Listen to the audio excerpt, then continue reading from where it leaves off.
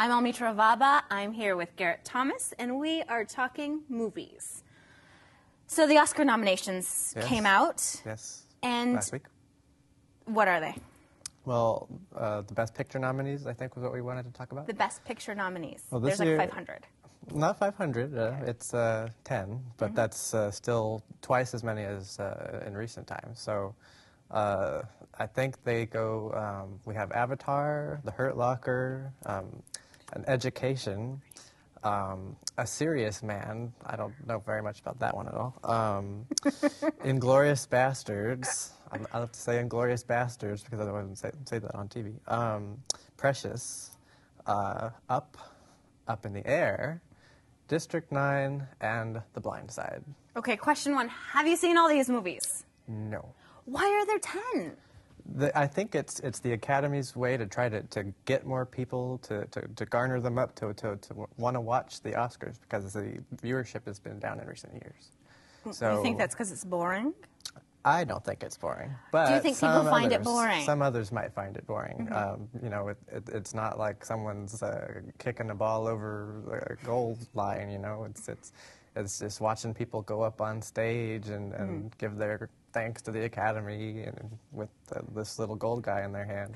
Has the format changed, and that's why the viewership is down? It has been changing Have you watched over recent it, years. like every year since you were a kid? I've probably watched it at least since being a teenager, and being a filmmaker myself. It's just always something of interest to me because it relates to what I want my career to aspire to. So I know that in recent years they've been changing the host all the time, and last year they had a specific method of giving the presentations to the Best Actor nominees where they had specific previous winners to give this whole biography thing on stage, which was a little bit long, I will say that. Okay. It's TV, you gotta like make it snappy, right? But, right, Garett?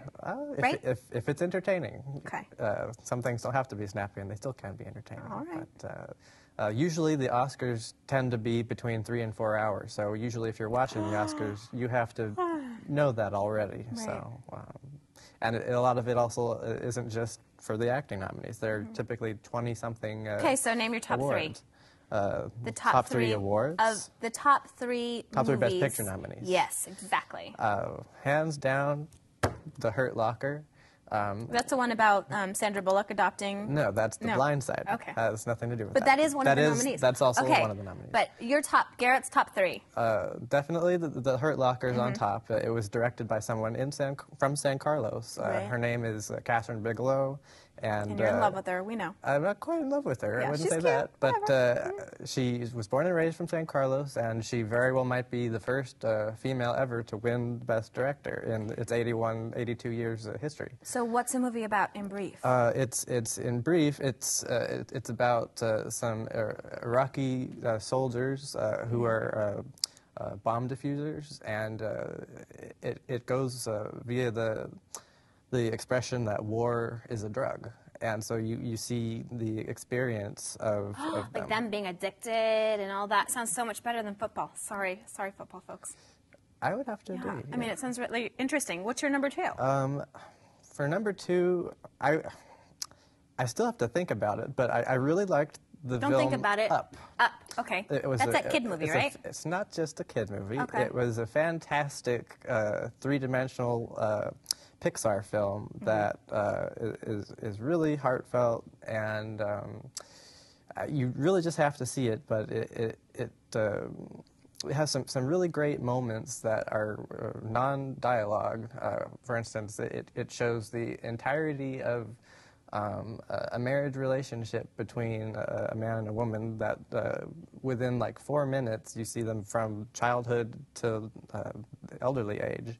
Oh, that sounds interesting. And it's just really fascinating. Number three.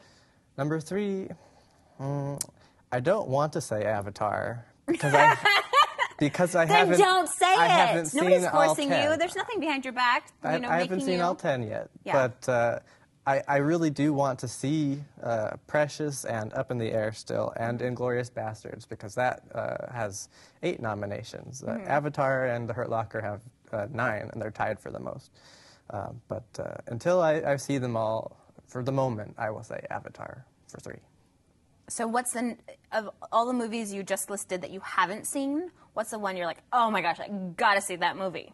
That I haven't seen? That you haven't seen that is nominated for Best Picture. Probably Inglourious Basterds. What's that about? Is that with Brad Pitt? But yes, it is with Brad Pitt. I think it deals with a Nazi situation, and it's Quentin Tarantino. So if that means anything to you, the Pulp Fiction screenwriter and director, then it's bound to have some sort of unique style that way. But I really haven't known too much more than that. So, but yeah. So of the 10 that were nominated, so then were all of those also those pictures, the directors, did they receive Best Director nominations? All the pictures that were all received, 5 directors, yeah. Let me rephrase that. Were all 5 directors, did their pictures receive Best Picture nods? Yes, they did. Okay. And so that's kind of a way to single out which ones will have more emphasis of having the winner of Best Picture. The 5 that have their directors also nominated. So who are those 5 directors, or what movies Well, of have their course, we directors? have Catherine Bigelow for The Hurt Locker. The heart of Garett's life. And then we have James Cameron for Avatar, who also happens to be her ex-husband. So it's very kind of interesting to have the... Did they have a bad breakup? Not know, that this is that kind of show, but... I do know that she was the second of his 4 wives, and it's interesting that these ex-spouses have they've tied for having the most Oscar nominations. Okay, so has she done other movies? I mean, we know She about has, his career. I'm not too familiar with them, but she did a lot of stuff more in the 90s. And then I think her more recent film was, I think, K-19, The Widowmaker, if I recall correctly. So she doesn't direct all that often, but she's done a great job here. So we have her, James Cameron, Lee Daniels, who directed Precious, and then we have Quentin Tarantino for Inglourious Basterds, and lastly, Jason Reitman for Up in the Air. And Is he the same guy who did Juno? He sure is. Huh. And so this is actually his second nominated film and his second directing nomination. And he's pretty young, isn't he? He is, and Yeah. he's actually the son of Ivan Reitman of Ghostbuster fame. Right. So it's good that he's keeping the family business running, so to speak. So do they work together? I believe his father helped produce the film. So should Up in the Air win Best Picture, his father will get his first Oscar. I think that's kind of cool. That's nice. Yeah. Keep it all in the family. Sure, So sure. what is it about The Hurt Locker that has like really captivated you and got you like promoting it in your own way? I think like it's not just that it got me. It got basically all the critics. Like What is it for you though? For me personally, I really liked that. I found the characters far more three-dimensional than anything James Cameron's 3D cameras could ever achieve. I really liked that, you know, it wasn't just a bunch of soldiers going out and having the audience be really excited every time there's a bomb that explodes. So it's partly the perspective. It's more the perspective, It's a unique perspective. and the way that Catherine Bigelow created a sort of Hitchcockian tension, wherein it's not about the explosions, but about the tension that it could possibly explode, and that Do sometimes they explode? They must explode, they yeah? do, but it's not very often, and so you just are always kind of wondering, is this going to be it? And then also seeing the experience of the soldiers while they're in action, and then while they go back home, and seeing how they reacted to everybody. It's very interesting. And so it goes along with the phrase, war is a drug. So we have about a minute left.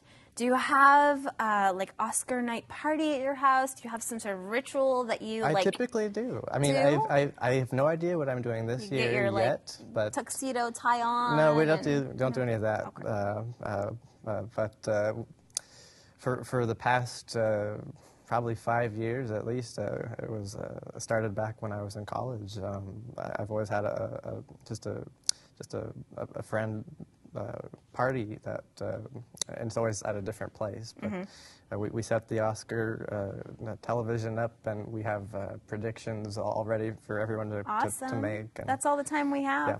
Okay. But tune in next time for Movies with Garett.